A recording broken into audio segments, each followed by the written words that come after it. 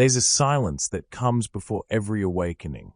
It isn't calm, it's a strange kind of pressure, like the air right before a thunderstorm, heavy and electric, carrying something you can't yet name.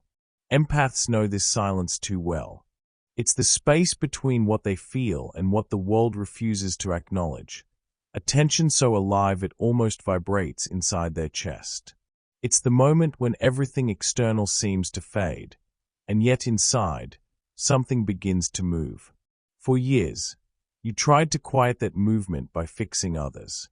You believed love meant carrying the broken pieces of everyone you met, that understanding someone's pain was the same as healing it. You made yourself small to make others comfortable. You mirrored emotions that weren't yours, thinking it was compassion, when sometimes it was simply survival. And the more you absorbed, the dimmer your own light became, until empathy itself started to feel like a burden you could no longer lift. But here's the paradox: that exhaustion, that unbearable sensitivity you keep calling weakness, it's not the end of your gift. It's the signal that the old version of empathy, the one rooted in self-sacrifice, is dying. Jung would call this the first tremor of individuation, when the unconscious begins to push through the surface, demanding transformation. You start to see patterns you once ignored, motives you once excused, and energies you once absorbed without question. The world hasn't changed, but your perception has, and that's the beginning of power. Yet this power doesn't arrive gently. It comes as disillusionment, the collapse of every comforting story you ever told yourself about love, loyalty, and light. It's the realization that not everyone you saved wanted to be free, and that your healing was never meant to come from saving others. This is the storm that breaks the silence. It's the moment when empathy stops being emotional reflex and becomes conscious awareness. Carl Jung once wrote that there is no coming to consciousness without pain. And maybe that's the secret no one tells you, that awakening doesn't begin with light pouring in through your window. It begins with the slow dismantling of everything false inside you. It's not the moment you rise, it's the moment you fall, with eyes finally open, realizing that what you thought was the beginning might just be the final stage of your awakening. There comes a moment when the empath's inner world begins to fracture, quietly at first, like hairline cracks on glass. You start noticing how often you say "I'm fine" while your body feels like it's screaming.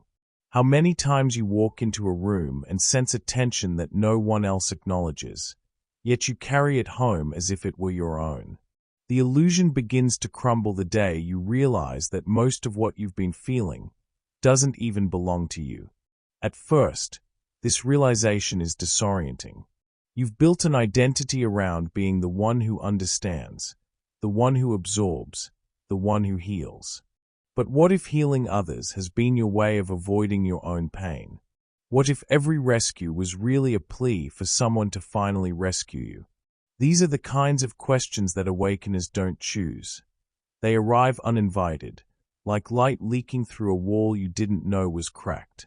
This is what Carl Jung described as the confrontation with the shadow, the phase where the unconscious refuses to remain silent.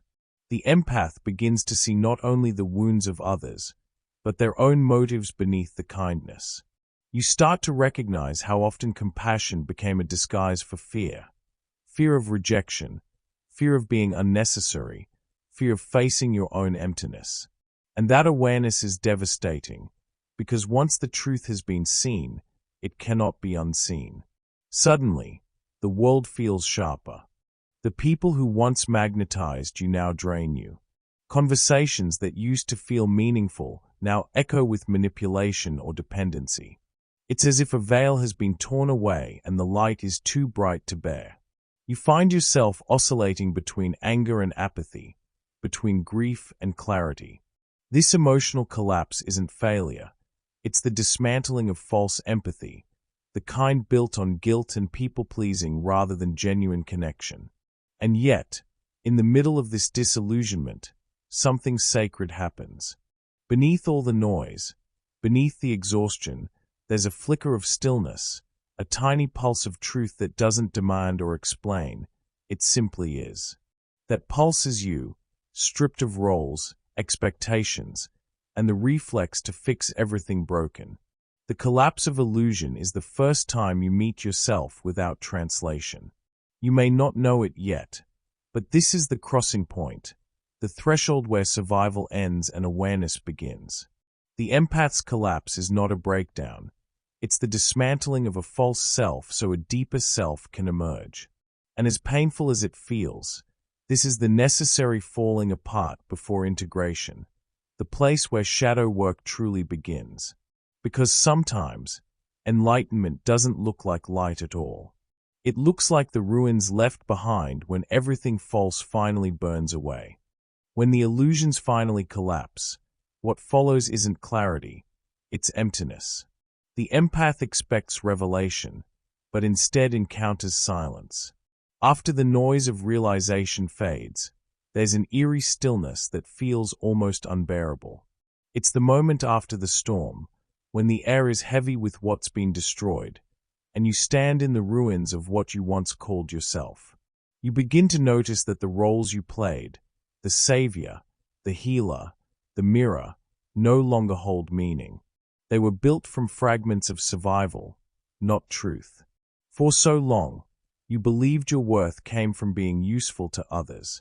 Now, that belief feels hollow, echoing in the empty spaces where your old self used to live. This isn't failure. It's the psyche rearranging itself after the collapse, searching for what's real beneath the debris. Jung called this stage the nigredo, the black phase of inner alchemy, the place where the ego dissolves so that transformation can begin. On the outside, it looks like withdrawal, depression, or disconnection. But inside, something sacred is taking shape. The persona, that carefully crafted mask that allowed you to belong, begins to disintegrate. The empath who once defined themselves by others' emotions now faces their own, raw and unfiltered.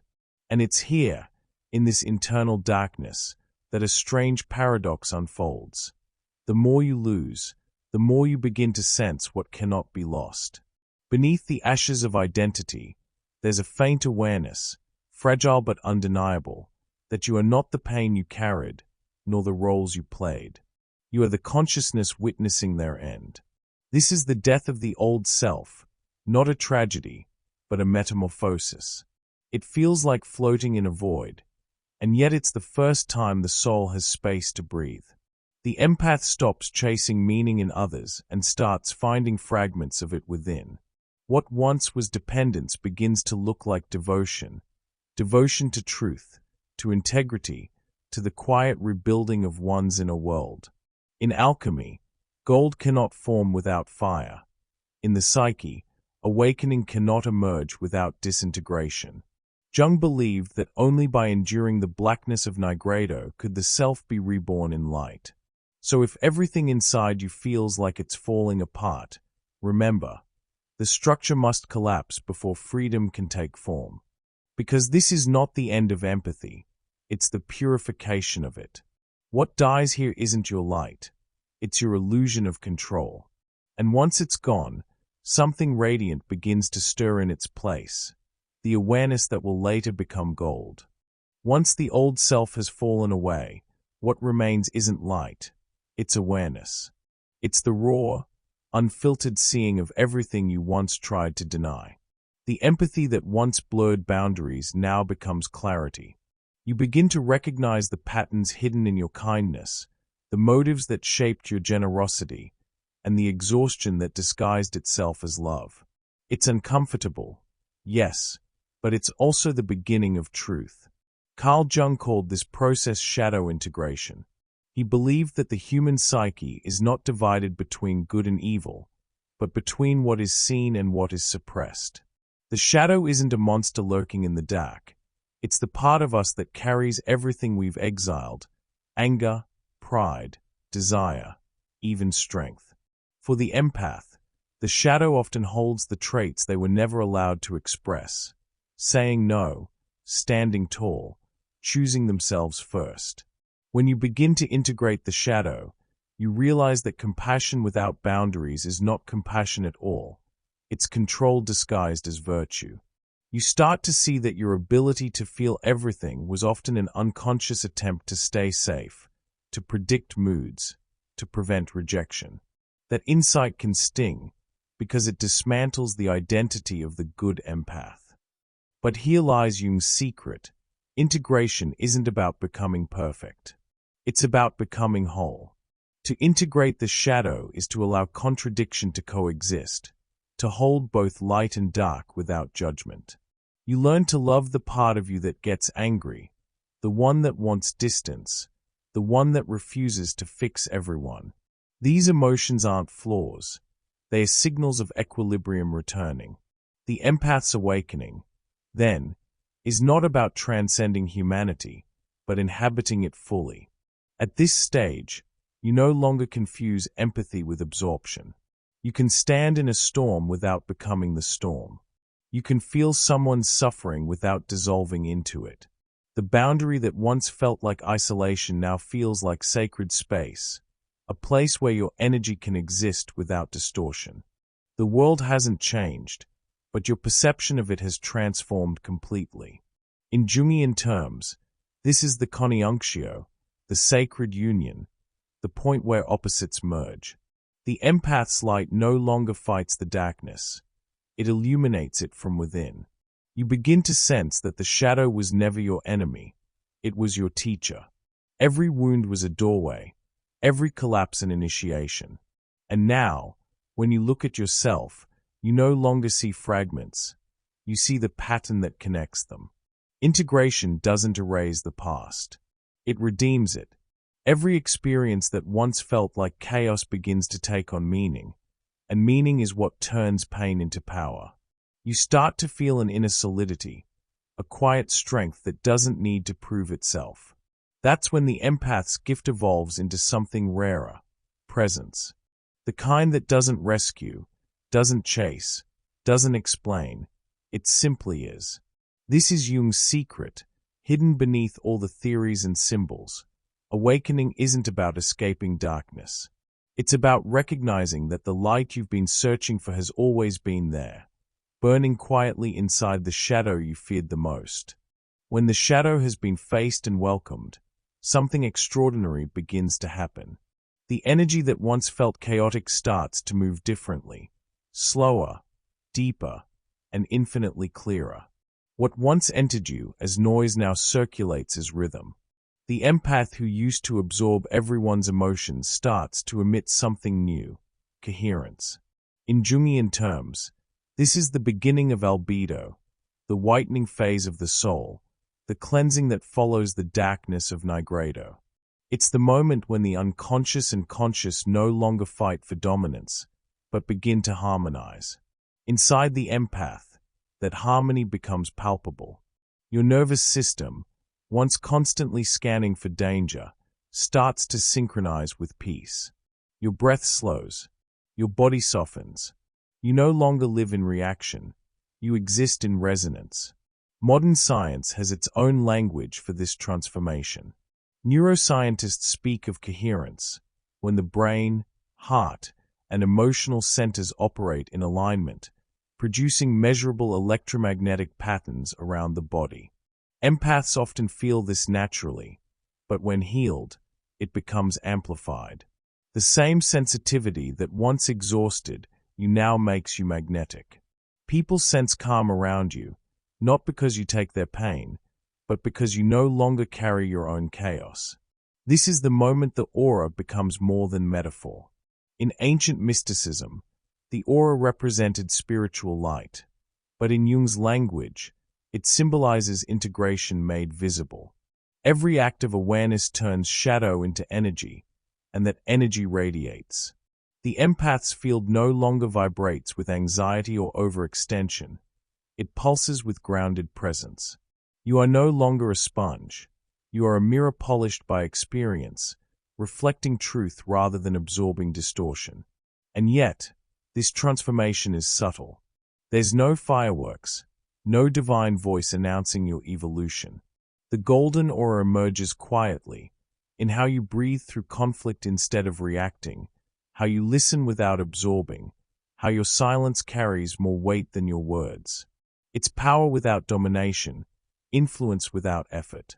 The more you rest in your center, the stronger your field becomes. In alchemy, gold is not just a metal. It's the symbol of incorruptible essence, matter perfected through fire. Jung saw the creation of psychological gold as the soul's final refinement, when the ego surrenders and the self begins to shine through. For the empath, this is the true awakening, when feeling transforms into knowing, and knowing becomes being. You begin to realize that every emotion, every wound, every collapse was energy in disguise, raw material waiting for integration. The fire that once burned you now illuminates you.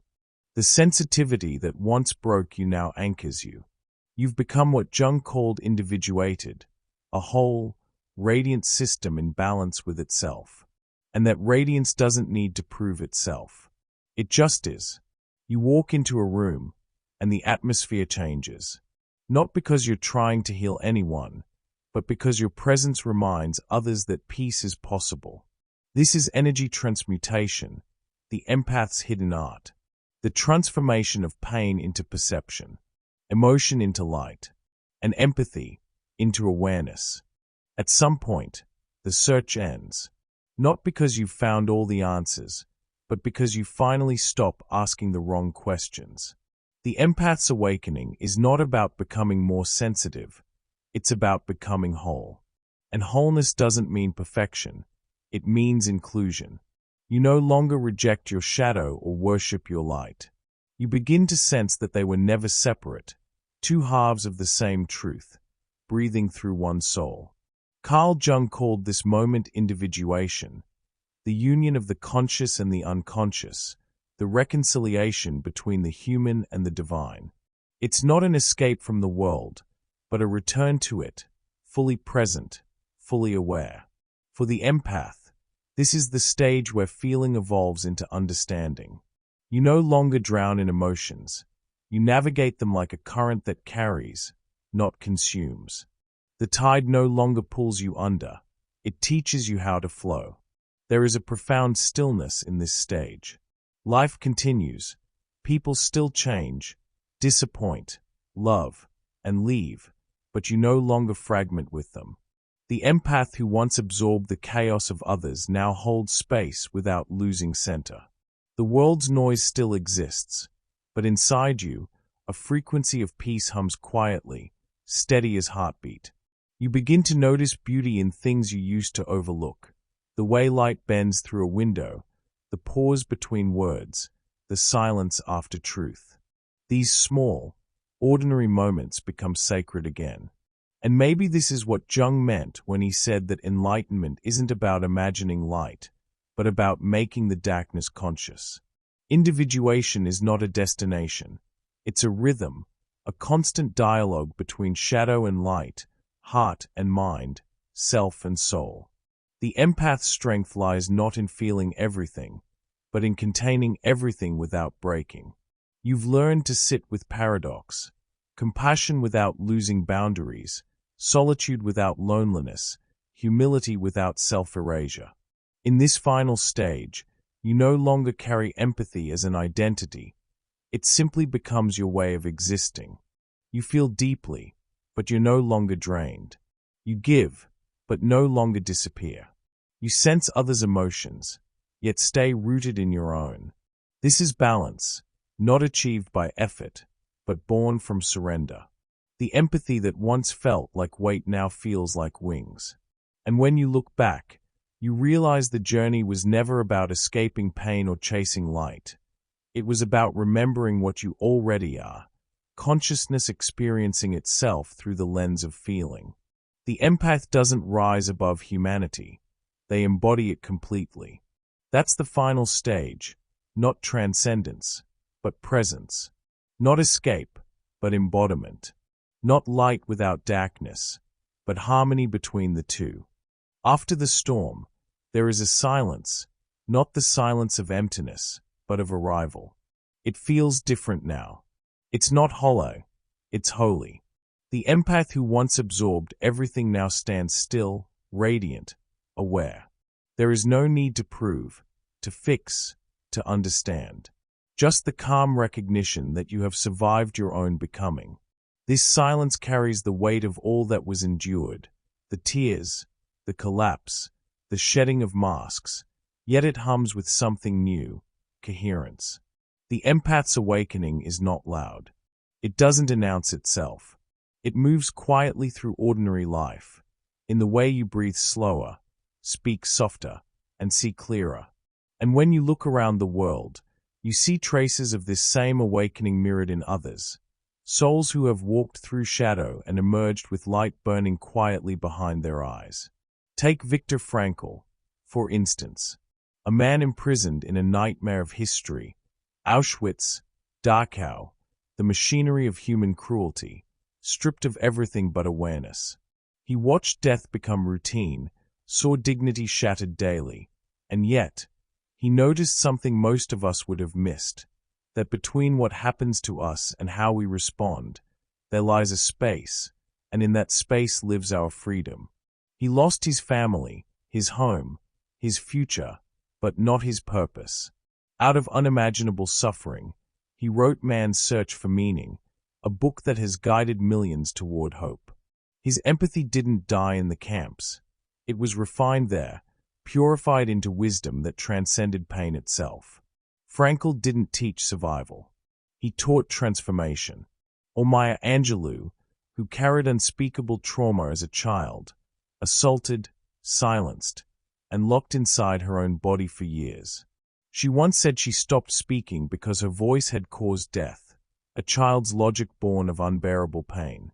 But when she finally found that voice again, she used it not to cry, but to create. Her words became bridges, fierce, rhythmic, alive. Through poetry, she reclaimed her identity, and through truth, she gave a generation the courage to reclaim theirs. When she said, "Still, I rise," she wasn't speaking only for herself. She was speaking for every empath who had ever been silenced by shame, yet still felt the pulse of their own spirit demanding to live. Then Nelson Mandela, the man who spent 27 years behind bars, 27 years watching sunlight through steel, waiting for a freedom that might never come. But in that isolation, something alchemical happened. The bitterness that could have poisoned him became compassion. The rage that could have devoured him turned into vision. He studied his captors, he studied his own mind, and by the time he stepped out of that prison, he carried not vengeance, but peace. That is the mark of individuation, when the self no longer mirrors oppression, but transforms it. Mandela didn't simply change a nation, he changed the very definition of strength. And, of course, Carl Jung himself, the man who mapped the human soul. After his break with Freud, Jung descended into what he called a creative illness. His nights were filled with visions, dreams of fire and blood, dialogues with inner figures that blurred the line between madness and revelation. But he didn't suppress them, he documented them. He drew them, painted them, wrestled with them. And from that descent came the Red Book, one of the most profound explorations of the unconscious ever created. Jung faced his own abyss and came back not as a saint, but as a guide, proof that the path through darkness leads to meaning, not ruin. These lives, so different in form yet identical in essence, reflect the same truth. Awakening is born not from perfection, but from perseverance. Each of them stood at the edge of despair, confronted the shadow, and found a deeper order waiting beneath the chaos. Their empathy wasn't fragile, it was forged. They didn't avoid their pain, they learned its language. And that's what made their light unshakable. For Viktor Frankl, awakening meant discovering purpose in suffering. For Maya Angelou, it meant turning silence into song. For Nelson Mandela, it meant transforming anger into forgiveness. For Carl Jung, it meant finding order inside the unconscious. That's why the final stage of awakening doesn't look like transcendence. It looks like grounded peace. You start to move through the world differently. You listen without losing yourself. You love without collapsing. You forgive not because they deserve it, but because you do. You've seen the dark and chosen light anyway. You've been broken and rebuilt by your own awareness. You've stopped running from your sensitivity and started walking with it. And in doing so, you've joined a lineage of souls, from Frankl to Angelou, from Mandela to Jung, who proved that even in the ruins, the human spirit remembers its shape. If this journey resonated with you, take a breath and let it settle. You are part of a quiet revolution, souls who feel deeply, think deeply, and rise slowly. Share your thoughts below, not as comments, but as reflections. What part of your awakening are you living right now?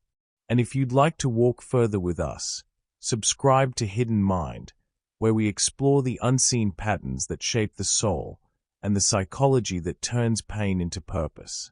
Because every story of awakening begins the same way, with a single moment of stillness, just like this one.